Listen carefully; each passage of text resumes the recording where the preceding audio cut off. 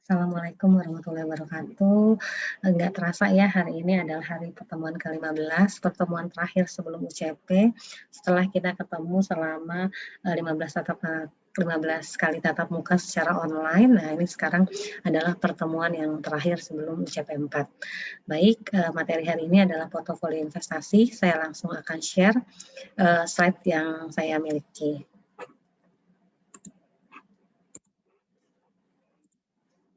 Portofolio investasi. Portofolio itu apa sih? Portofolio itu adalah gabungan dari beberapa investasi yang kita punya, kita miliki. Ada saham, ada obligasi.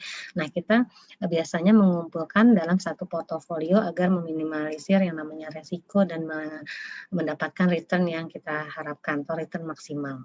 Return itu apa? Return adalah imbalan atas keberanian investor menanggung risiko serta komitmen waktu dan dana yang telah dikeluarkan oleh investor. Jadi seperti yang kita ketahui, katanya kalau high risk itu high return, semakin tinggi resiko itu semakin tinggi return atau imbal hasil yang akan kita peroleh.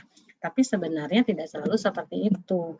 Kita biasa harusnya sebut sebagai high risk, high potential return. Kemungkinan potensi return yang kita dapatkan adalah tinggi kalau resikonya tinggi gitu ya. Karena kadang-kadang kita sudah mengambil resiko yang tinggi tapi ternyata returnnya tetap rendah, returnnya tetap tidak sesuai dengan yang kita harapkan. Nah, kemudian risiko. Risiko adalah kemungkinan perbedaan antara return aktual yang diterima dengan return yang diharapkan. Ini tadi, kita pingin return yang tinggi, tapi pasti ada risiko di dalamnya. Risiko itu adalah gap atau selisih ya dari return yang kita harapkan dengan return aktual yang kita dapatkan. Sumber-sumber risiko suatu investasi terdiri dari ini ada risiko suku bunga, risiko pasar, risiko inflasi, risiko bisnis, risiko finansial, risiko likuiditas, dan risiko nilai tukar mata asing. Ini kemarin kita sudah belajar ya risiko nilai tukar mata uang, nilai tukar mata uang seperti kita harus melakukan hedging itu. Atau kita melakukan teknik lindung nilai. Oke, lanjut. Ini adalah rumus-rumus untuk menghitung return dan risiko. Ini ada rumus untuk menghitung return, bisa dibaca. Kemudian total return gimana hitungnya, nanti ada contoh-contoh soal ya di bawah slide ini. Kemudian ini untuk menghitung variance atau risiko dan return yang diharapkan. Nih, ini ada contoh soalnya. Saya coba besarkan slide-nya. Ini menghitung return. Return merupakan tadi adalah selisih antara harga jual plus aliran kas lain, misalnya dividen, dengan harga pembelian. Nah, ini rumusnya, formula berikut ini sering dipakai untuk menghitung return suatu investasi. Ini ada P1 kurang P0 tambah dividen ya. Ini tadi katanya ada aliran kas lain, tambah dengan aliran kas lain ini diibaratkan atau dimisalkan adalah dividen, aliran kas lainnya itu dalam bentuk dividen dikalikan dengan 100%.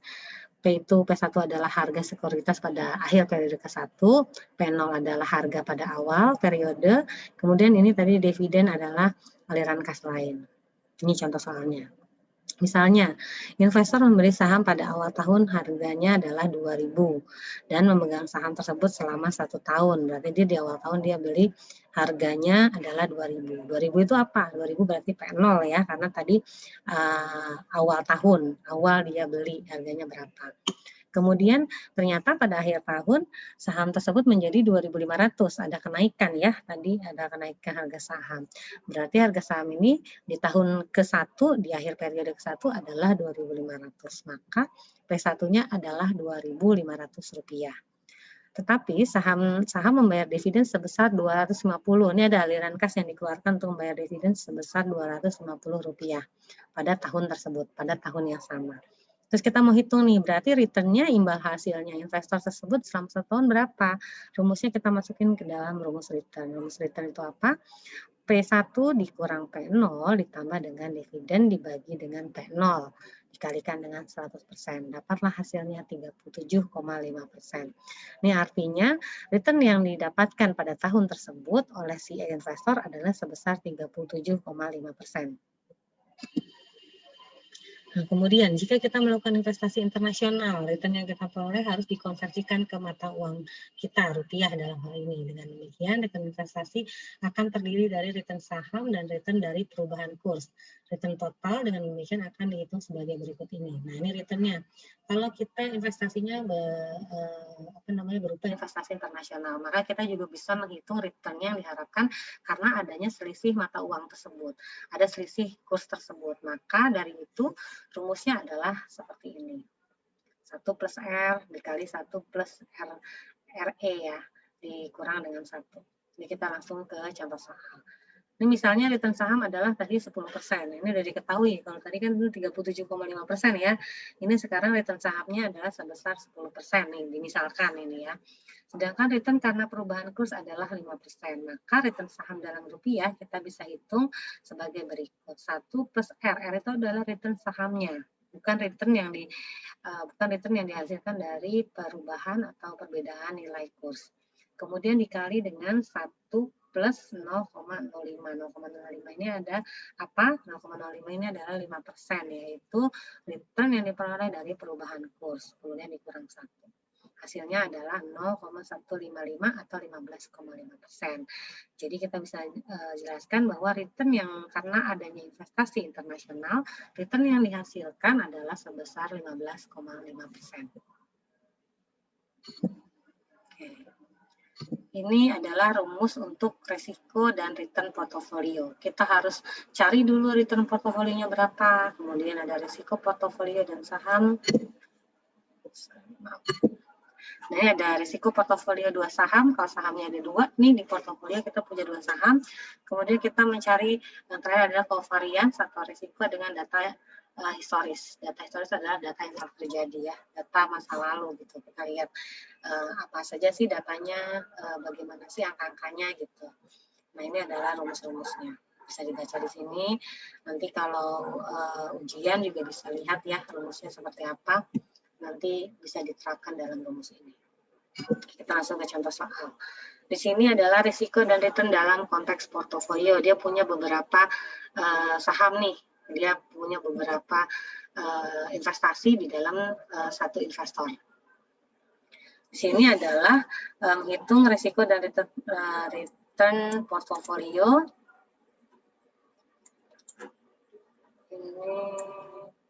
Ini rumusnya, return portofolio atau RP adalah weight rata-rata tertimbang dikali R1 dikali return ya, ini dikali terus W2 kali R2 sampai ke WN kali RN.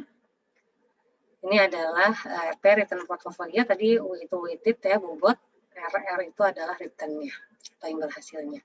Di sini ada datanya nih, dia punya beberapa investasi atau dia punya satu portofolio yang isinya adalah seperti ini. Di dalam kondisi ekonomi yang resesi parah, probabilitasnya adalah 0,05, kemudian resesi sedang ini 0,2, baik, sangat baik, dan totalnya adalah 1.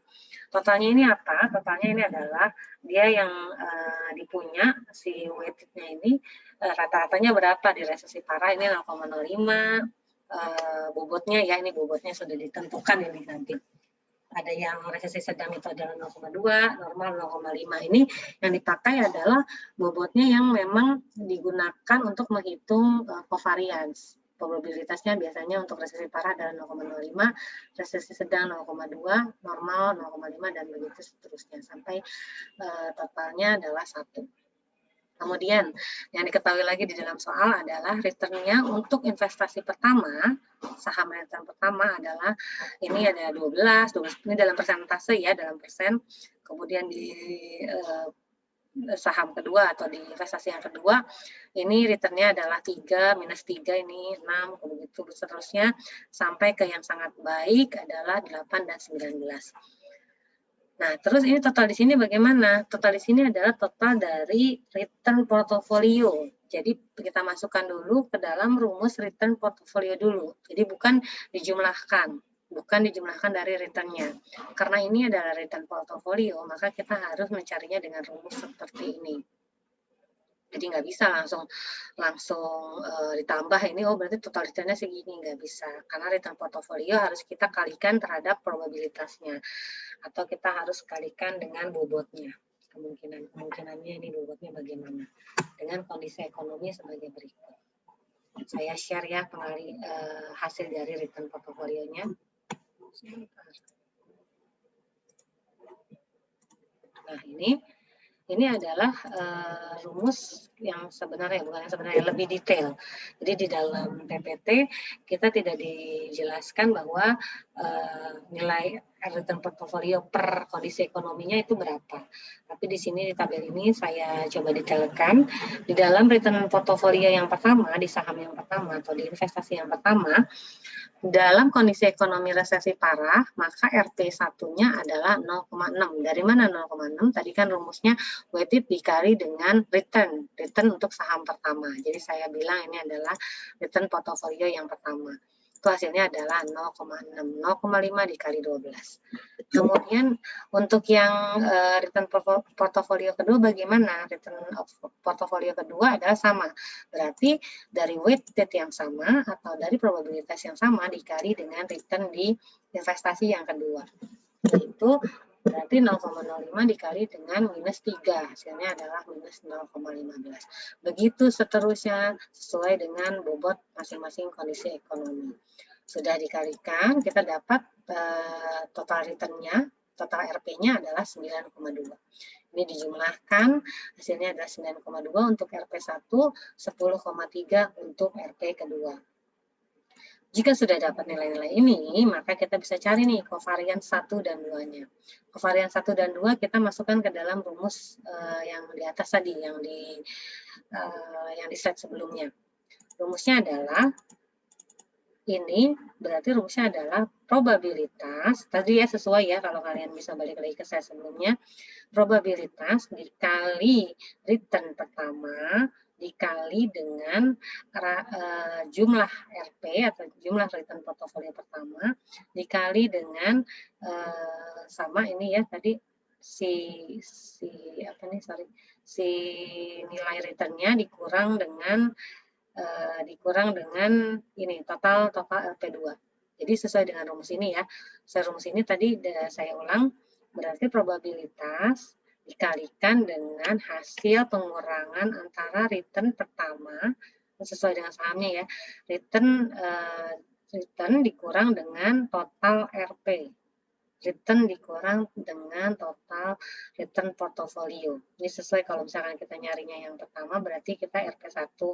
Jadi return R dikurang RP1 itu adalah untuk menghitung return di saham yang pertama. Kemudian dikalikan dengan return kedua dikurang dengan RP2. Ini hasilnya adalah, nanti kalau semua sudah dapat baru dikalikan dengan probabilitas atau weighted ya tadi.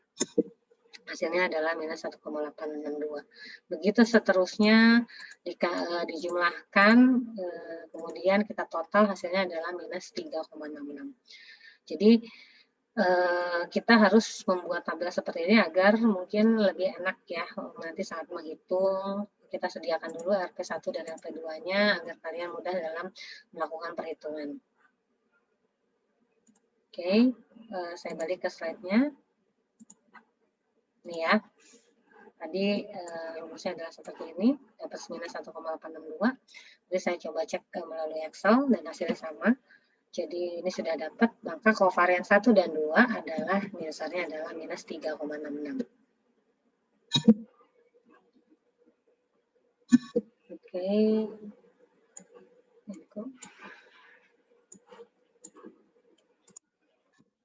Oke, setelah kovarians dihitung, resiko atau varians portofolio dengan dua aset bisa dihitung sebagai berikut. Ini rumusnya.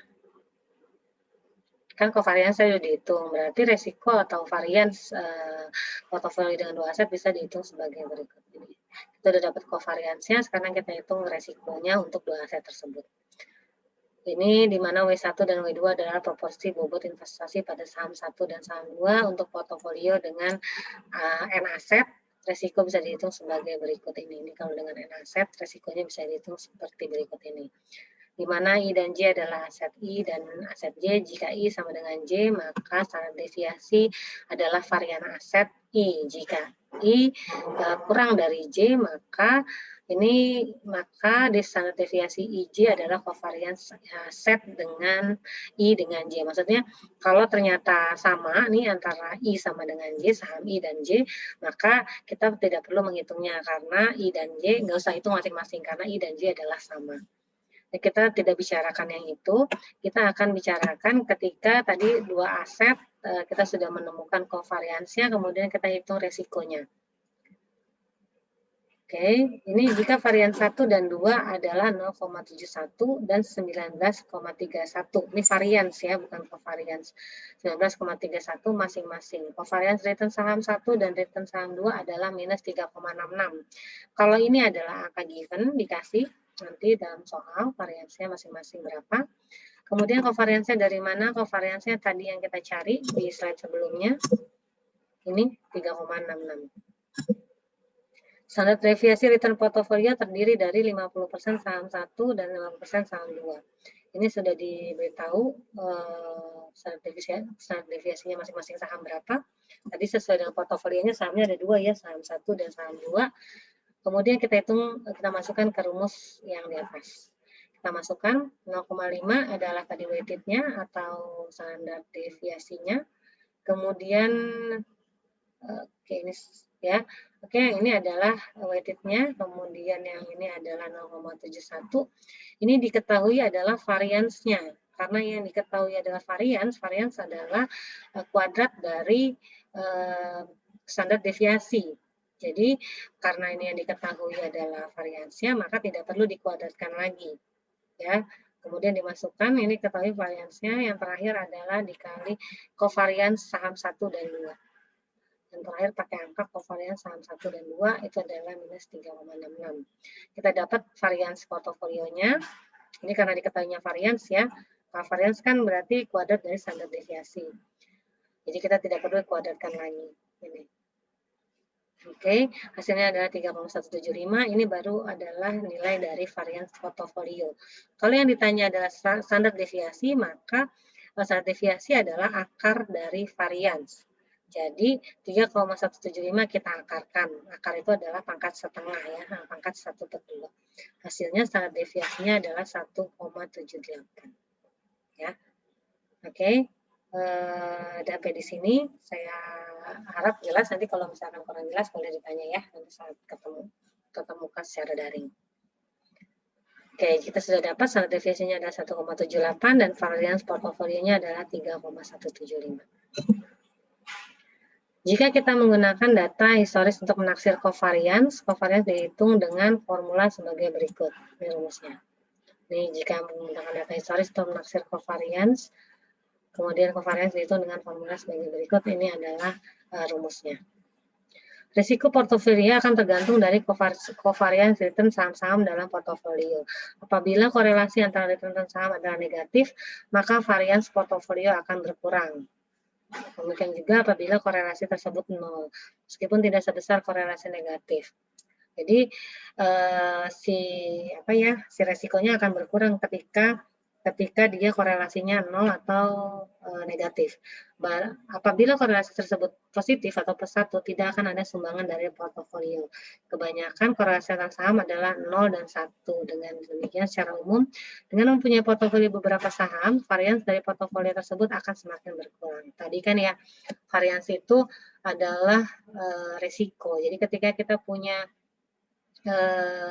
portofolio yang isinya adalah berbagai macam investasi, maka diharapkan resiko dari investasi akan berkurang karena kita menyimpan saham kita atau menyimpan uang kita di beberapa investasi. Ada yang bilang bahwa jangan taruh dalam satu wadah, jangan taruh investasi dalam satu wadah. Karena ketika kita satu wadah tidak memecah investasi kita, maka jika saham tersebut turun, kita langsung akan rugi. Jika kita punya berbagai macam, maka yang satu mungkin akan bisa mensubstitusi atau mengeliminir resiko yang timbul dari penurunan investasi yang satunya. Dalam hal ini tadi kita contoh soalnya kan tadi ada dua jenis investasi dalam satu portofolio. Oke, sebagian dari resiko total bisa dihilangkan melalui diversifikasi. Tadi yang saya sebutkan, diversifikasi itu apa? Pemecahan beberapa investasi. Resiko yang tidak bisa dihilangkan dinamakan dengan resiko sistematis, sedangkan resiko yang bisa dihilangkan dinamakan dengan resiko tidak sistematis. Ada resiko-resiko yang memang tidak bisa dihindarkan ya, disebut dengan resiko tidak sistematis. Risiko total bisa dipecah ke dalam risiko sistematis dan tidak sistematis sebagai berikut. Ini rumusnya juga. Di sini bisa kita baca ya bareng-bareng ya. Ini rumusnya, beta saham tersebut bisa diinterpretasikan sebagai ukuran kepekaan return saham terhadap return pasar. Apabila beta saham lebih besar daripada 1, perubahan return sebesar 10% mengakibatkan return saham berubah lebih dari 10%. Saham ini disebut sebagai saham agresif, saham yang sangat berfluktuasi ya. Jadi fluktuasi return saham tersebut lebih besar dibandingkan fluktuasi return saham sebaliknya kalau beta saham kurang dari 1. Jadi ketika beta sahamnya lebih dari 1, maka perubahan return sebesar 10% maka akan mengakibatkan return sahamnya ini berubah lebih besar, lebih berfluktuasi. Ini kebalikannya ketika beta saham kurang dari 1. Perubahan return pasar sebesar 10% akan mengakibatkan return saham berkurang sebesar 10%. Jadi kan ada perubahan pasar, pasarnya bagaimana nih, kalau pasarnya, pasar dalam sahamnya bagaimana, ketika dia betanya lebih besar dari 1, maka ketika pasarnya ini berubah nilai 10%, maka sahamnya pun akan berubah lebih dari 10%. Saham semacam ini disebut sebagai, kalau yang tadi beta kurang dari 1, saham defensif. Fluktuasi return saham tersebut lebih kecil dibanding dengan fluktuasi return pasar. Secara teoritis, apabila beta suatu saham adalah negatif, return yang disyaratkan untuk saham tersebut akan lebih kecil dari return bebas resiko. Oke, ini untuk kita ketahui saja ya. Ini manfaat dan resiko diversifikasi, pemecahan investasi. Untuk memahami tingkat keuntungan portofolio yang didiversifikasi secara internasional, perlu diperhatikan hubungan antara tingkat keuntungan yang diharapkan dengan resiko portofolio tersebut. Jadi, selain kita lihat returnnya yang besar, kita juga harus lihat resikonya bagaimana. Dalam teori manajemen keuangan dijelaskan bahwa tingkat keuntungan yang diharapkan mempunyai hubungan yang positif dengan linear resiko sistematis, atau disebut juga resiko pasar atau market risk. Ini yang saya bilang tadi. Hubungannya linear, sama, segaris, searah. Semakin tinggi resiko, semakin tinggi return yang kita dapat. Tapi itu sebenarnya tidak bisa disebut sebagai high risk, high return. Kalau saya nggak setuju dengan itu, karena ya tadi udah kita udah ambil resiko yang tinggi, ternyata returnnya pun nggak tinggi gitu. Jadi lebih cocoknya mungkin high risk, high potential return. Potensi return yang diharapkan akan lebih tinggi gitu ya. Ini manfaat dan resiko diversifikasi. Ini ada ya, memperhatikan faktor perubahan kurs valuta asing, yaitu perubahan harga saham, perubahan harga kurs mata uang asing. Ini bisa dibaca. Ada contoh soalnya. Tadi sama-sama di atas ya, sebenarnya ya. Tadi menghitung return P1 kurang P0 ditambah dividen dibagi dengan P0 kali 100%. Ini sudah di atas tadi. Soalnya. Nah, ini kalau kita punya beberapa juga nih.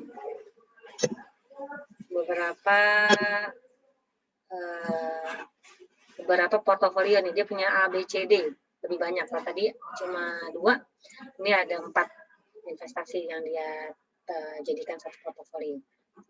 Return A-nya bagaimana? Rumusnya tadi 0,5 dikali dengan return, probabilitas weighted kali return, kemudian ditambah dengan 0,2 dikali return.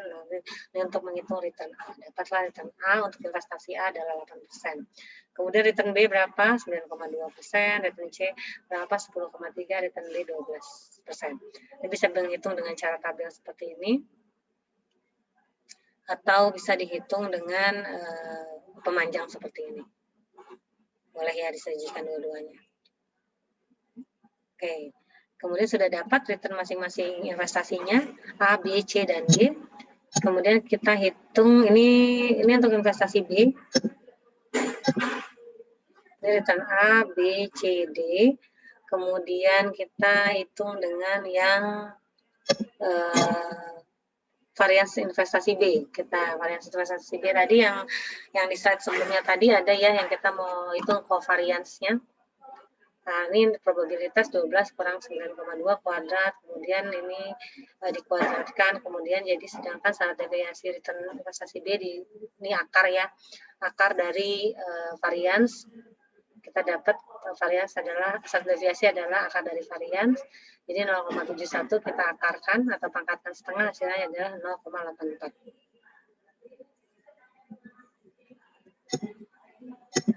Oke, ini varians.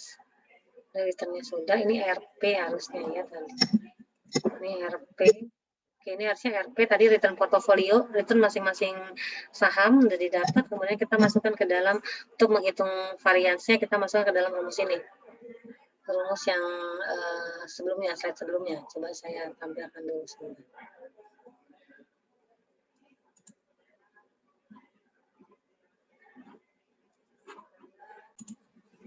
Oke, saya ulang lagi ya tadi slide yang tadi.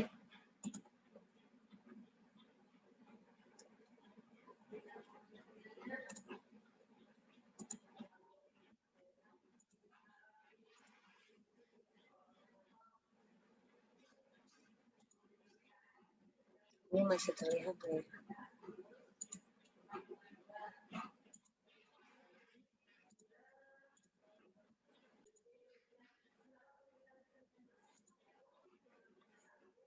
Oke, saya ulang lagi yang tadi. Oke, ini kita mencari dulu sama seperti saya sebelumnya, kita mencari RP-nya dulu atau return portfolio masing-masing investasinya. Tadi investasinya ada 4, ada A, B, C, dan D. Kemudian setelah itu kita cari covariance-nya atau variance-nya ke rumus yang tadi, rumus yang sama di slide sebelumnya juga sudah ada. Ini kita ceritanya kita cari variance investasi B-nya dulu. Jadi rumus investasi B-nya bagaimana? Variance investasi B-nya adalah kita di masing-masing kondisi ekonomi dikurang dengan rata-rata tadi, return yang diharapkan tadi, 9,2. Ya, setelah dapat ini masing-masingnya, RP-nya, kemudian kita hitung, ini ceritanya adalah di soal ini hanya menghitung varians untuk investasi B. Rumusnya seperti ini. Sudah dapat adalah 0,71, ini adalah variansnya. Dengan data historis tadi ya, dengan cara data historis. Kemudian bagaimana standar deviasinya? Standar deviasi adalah akar dari varians atau pangkat setengah dari varians. Sudah dapat, ini hanya untuk investasi B, hasilnya adalah untuk standar deviasi 0,84%. Itu adalah hasil untuk investasi B, standar investasi B. Kalau mau cari yang lain berarti rumusnya sama, cuma kita gunakan angka berbeda sesuai dengan return masing-masing investasi tersebut. Ada A, B, C, dan D. Nanti bisa diteruskan ya. Ini yang contoh adalah hanya untuk investasi B. Oke, untuk materinya selesai. Ini ada beberapa grafik, kalian bisa lihat ya materinya selesai. Ini untuk pengetahuan. Di sini ada, saya jelaskan sedikit. Di sini ada returnnya. Ini adalah sumbu Y-nya menggambarkan tentang return. Ke atas ini adalah semakin tinggi return, ke bawah adalah semakin rendah return. Kemudian ke kanan adalah semakin besar risiko yang ditimbulkan, ke kiri adalah semakin kecil risiko yang ditimbulkan. Jika dia ada titik di sini, berarti adalah same return less risk. Jadi risiko yang dihasilkan masing-masing investasi di dalam satu portfolio adalah sama dengan risiko yang rendah. Returnnya sama, risikonya rendah. Kemudian semakin tinggi di sini adalah risikonya sama, tapi return yang dihasilkan adalah lebih besar. Di sini sudah termasuk ke dalam efisien frontier atau sudah termasuk ke dalam investasi atau portofolio yang efisien, sudah mencapai puncak, di mana returnnya diharapkan tinggi, tetapi risikonya juga tinggi nih, yang tadi high risk high return. Kalau di sini adalah inefisien portofolio, efisien portofolinya ketika risikonya tinggi tetapi returnnya tidak tinggi. Returnnya adalah sama dengan return ketika kita risikonya rendah. Sebaiknya pilih di sebelah sini. Dan ini grafik-grafik yang lain, diversifikasinya bagaimana nih, saham domestik di sini, jumlah saham, ini risiko yang didapatkan, ini saham internasional adanya di sini. Ini boleh dilihat ya grafik-grafiknya. Oke, baik, untuk materi portofolio internasional pertemuan 15 sudah cukup. nanti dipelajari kembali contoh-contoh soalnya. Kalau tadi materi yang saya jelaskan kurang jelas, itu boleh ditanyakan ke saya saat nanti diskusi di kelas tatap muka melalui daring. Dari saya terima kasih selama ini sudah menyimak dengan baik, sudah mengerjakan soal-soal yang saya berikan dengan baik.